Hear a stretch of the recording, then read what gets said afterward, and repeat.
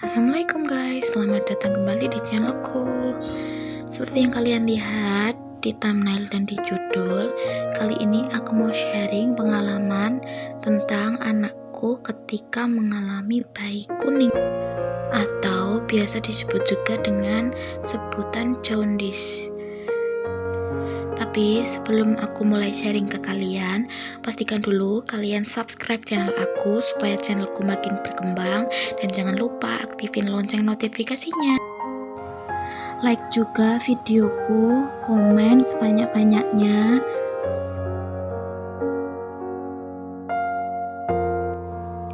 Jangan di skip dulu ya mom videonya, karena di akhir video bakalan aku share juga video anak aku ketika 1 hari sebelum dirawat, dan bakalan aku share juga foto-foto anak aku ketika dirawat di rumah sakit.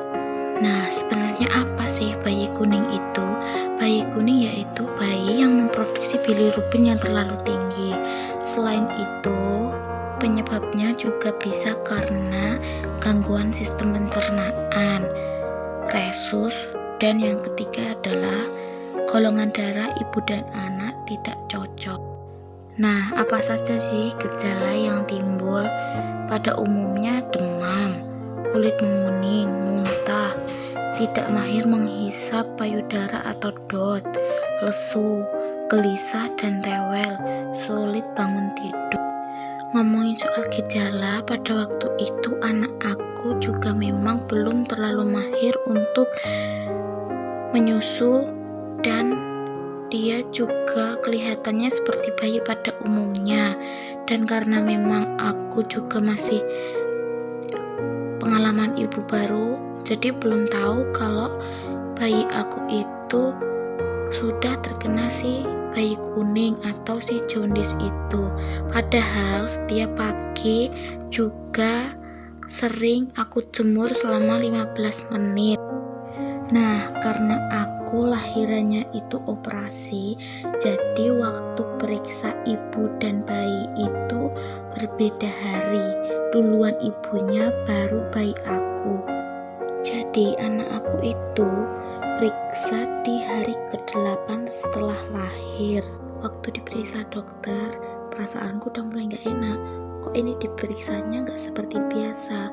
Kok pakai bajunya dibuka, celananya dibuka, sepatu dibuka, dan dipencet-pencet gitu. Itu aku udah feeling kok anakku diperiksanya kayak gini, gak seperti biasa yang cuman dicek suhu, timbangan, panjang, dan lain-lain.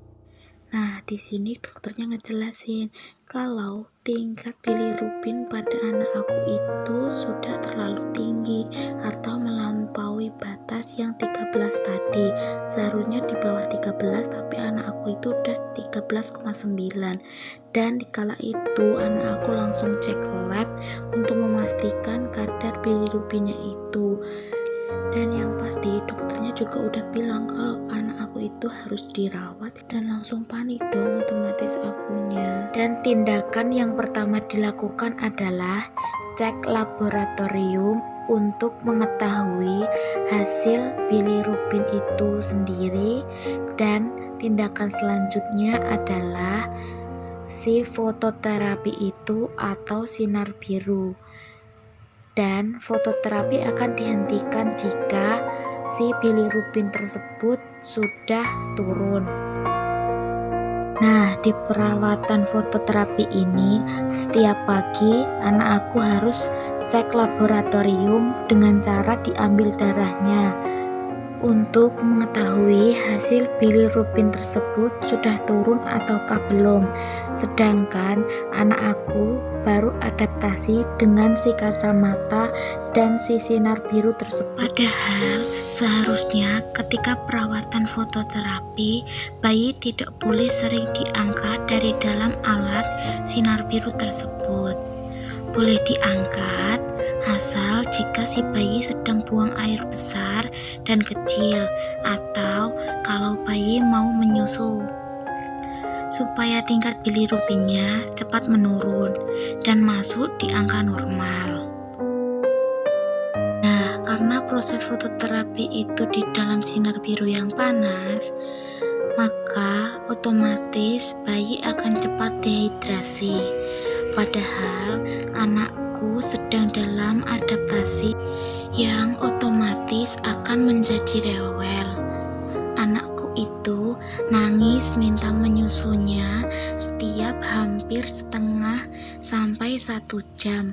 Padahal seharusnya jadwal boleh diangkat dari alat fototerapi itu sekitar 2-3 jaman, dan waktu menyusunya hanya kurang lebih 30 menit saja.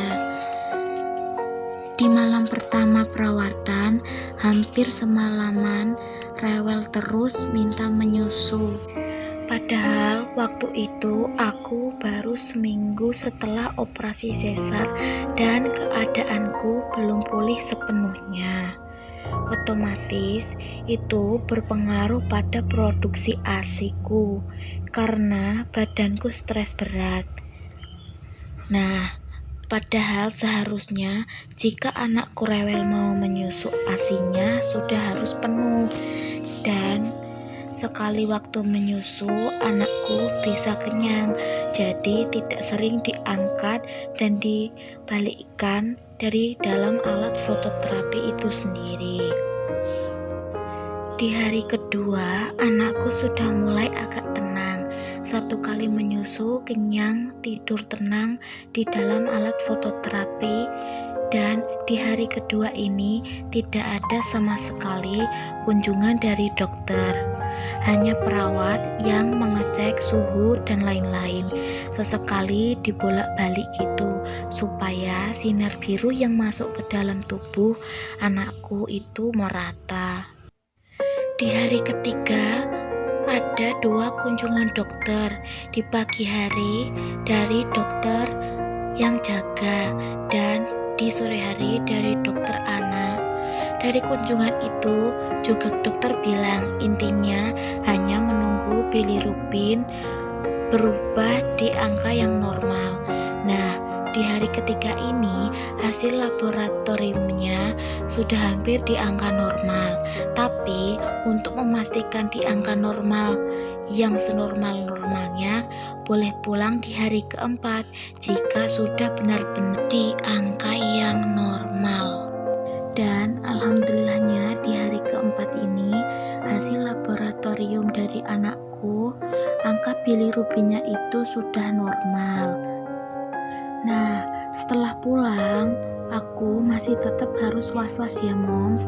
Di pagi hari aku masih tetap menjemur anak aku selama 15-30 menit di bawah sinar matahari pagi. Maka dapat diambil kesimpulan bahwa bayi kuning bisa menjadi hal yang normal jika tidak disertai dengan gejala-gejala tertentu. Namun, jika kondisinya sudah terlihat tidak wajar, meminta penanganan medis secepatnya adalah langkah terbaik yang bisa kita lakukan ya moms. Semoga sharing pengalamanku kali ini menjadi informasi yang bermanfaat dan kita semua diberi perlindungan dari Tuhan Yang Maha Esa dari segala mara bahaya di tengah pandemi corona ini, dan semoga pandemi ini cepat berakhir, amin. Nah, ini dia nih moms, video cuplikan anakku ketika sehari sebelum periksa ke dokter. Di sini anakku terlihat lesu dan tampak di matanya ada warna kekuning-kuningan gitu. Padahal ini posisi sehabis dijemur. Seharusnya kan dehidrasi dan haus, jadi nangis minta menyusu gitu ya. Tapi malah kelihatannya lesu seperti itu. Dan ini dia nih mom, foto-foto anakku ketika sedang disinar biru di alat fototerapi dengan berbagai gaya dan posisi. Lucu kan?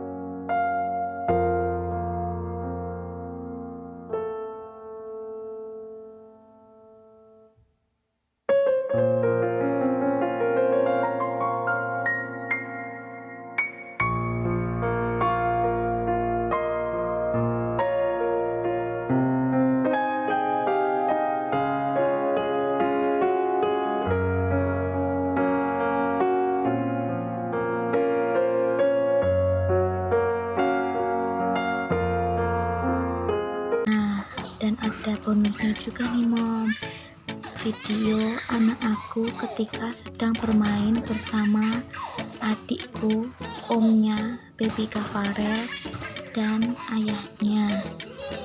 Nah, segitu dulu ya Mom sharingnya. Jangan lupa subscribe, like, dan komen sebanyak-banyaknya.